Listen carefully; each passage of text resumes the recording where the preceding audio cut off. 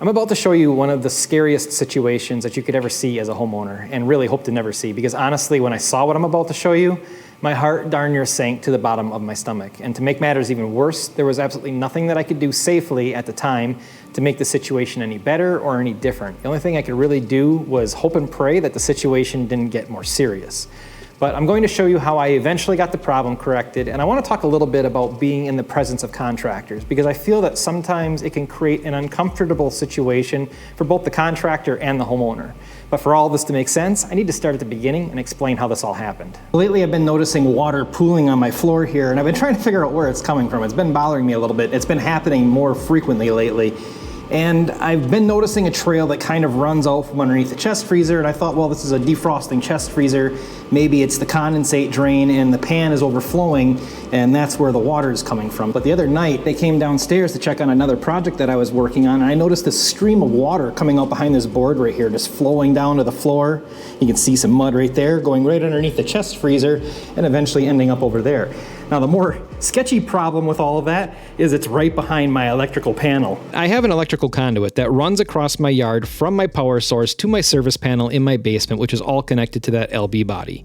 And in an attempt to fill in the hole he created for my conduit, my electrician used a hydraulic water stop cement, but he didn't do a great job packing it into the hole and left some voids. Voids big enough that I felt they needed correcting, but they were too small for caulk to be effectively pressed in, so I used some Great Stuff expanding foam just to deter any ground creatures or moisture from trying to get into that hole.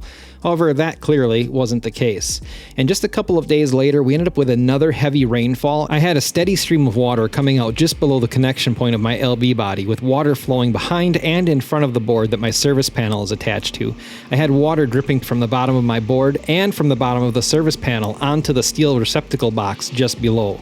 I figured this was the perfect opportunity to go outside and see exactly what was going on, but that's when I noticed an even bigger problem. My grade has settled over the last 8 years, allowing water to back up along the edge of my house, saturating the ground and causing it to flow into the first point of entry it can find before reaching the drain tiles at my footings. So now that the water issue has been brought to my attention, I think that checking out my grate is another solution to this whole situation, but honestly, I think that would be just a band-aid to a much larger problem. I need to dig down to that pipe or that piece of conduit and try to figure out a way to seal that up a little bit better. As a homeowner in the presence of a contractor, you might be completely hands-off, or you might be the person that thinks, hey, I have a complete stranger in my domain. Should I be asking some questions, maybe observing what they're doing? I think that's absolutely fine, and I'll show you why in just a bit, but be respectful. Give them plenty of space. Nobody likes somebody standing over their shoulder while they work. So it looks like I'm already down to where the conduit is. I'm really glad I did put all the electrical wiring in a conduit. This just makes it a little bit easier for me now that I know it's done this way. I'm a little bit more confident about digging around where the power lines are.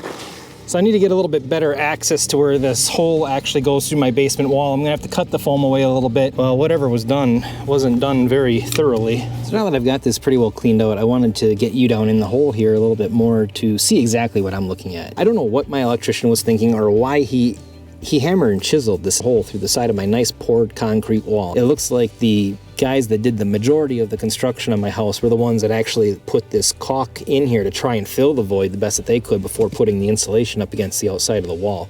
Unfortunately, it looks like they missed a little bit underneath here. I really can't see under there very well, but with my finger, when I'm sweeping the bottom of the conduit, I don't feel anything that would be preventing any water from leaking in. The other issue that I'm dealing with right now is there's still a lot of dirt residue all the way around this conduit.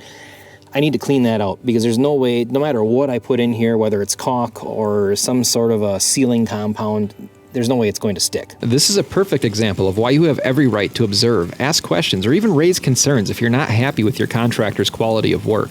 Unfortunately, I happened to be at work during this process, and I have no idea what was going on with his coring bit, but if I'd have been home, there's no way I would have allowed him to chisel a hole in my wall like that or leave such a poor patch job. I've got my little buddy Tater here trying to help me out. I'm not sure what he's doing. But anyways, I've got everything pretty well cleaned up now at this point. I think the best thing I can do moving forward is let the water drain the rest of the way out of the hole, or let Tater drink it out of the hole, and let things dry up a little bit. Come back with some sort of a packing or filling solution here that I can hopefully seal this up better so that it doesn't leak anymore, and I'll bring it out flush to the face of the concrete wall.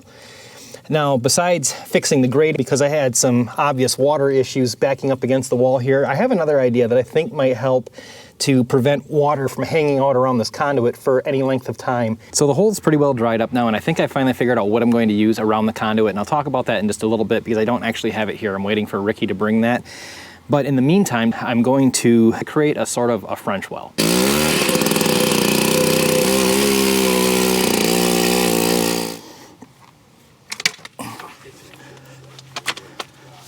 That's my little French well. And I'm going to put some landscaper's cloth in there to try it and keep the gravel that I'm about to pour in here as clean as possible because I have clear gravel.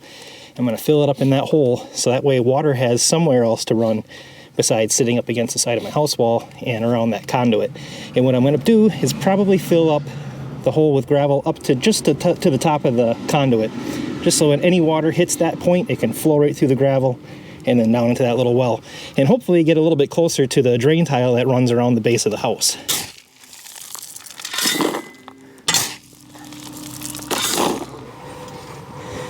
Well, the idea here is to form a little bit of a tube to go down in that French well part, and I want to make sure that this geotech stays together, so we're going to melt it just a little bit, gently with the flame, because it burns a hole real fast. Just want to soften it up. And it actually forms a pretty decent bond to itself that it can't pop apart. At least enough to get it down in the hole and start backfilling with gravel.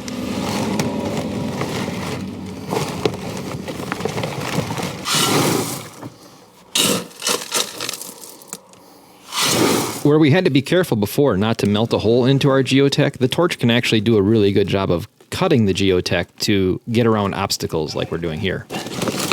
There you go. There you go. Now, huh?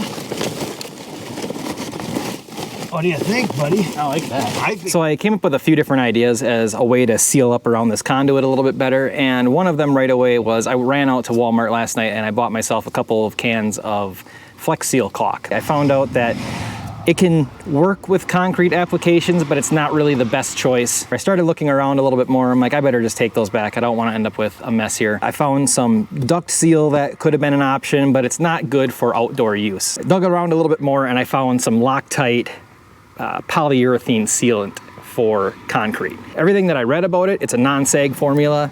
People were happy with the application or the way that it worked, but the only gripe they had with it and the reason why they knocked it down on stars so much is because supposedly it doesn't come out of the tube very easily. So we're gonna find out if there's any truth to that.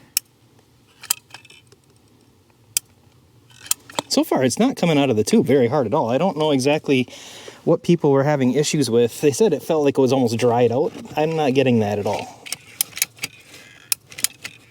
It does pump out with a little bit more resistance, and that is probably because this is a no sag formula, but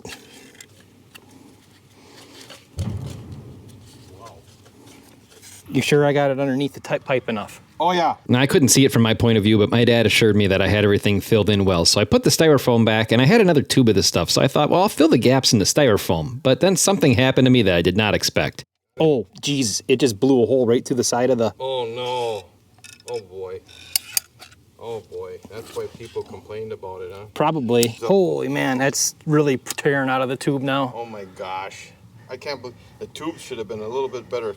They should have used plastic instead of this cardboard tube stuff. People were complaining it's not concrete colored. It's concrete colored. Does it come out of the tube a little bit hard? Yeah, it blew the side of the tube out on the one. The cardboard just kind of ripped and the plunger was pushing out the side, but that should be good enough. Now we can put the geotech up the rest of the way and start backfilling this with some more gravel. We're just gonna top this off with my landscaper's cloth. So we got this all backfilled. I'm hoping that 95% of the problem is corrected by doing what I just did. The other thing I can still do yet, and I will do, is work on correcting my grade, but it's supposed to rain tomorrow, so for right now, I'm going to start working on getting my sod clumps back down. And I know it's a little full right now, but this is going to settle. And just like that,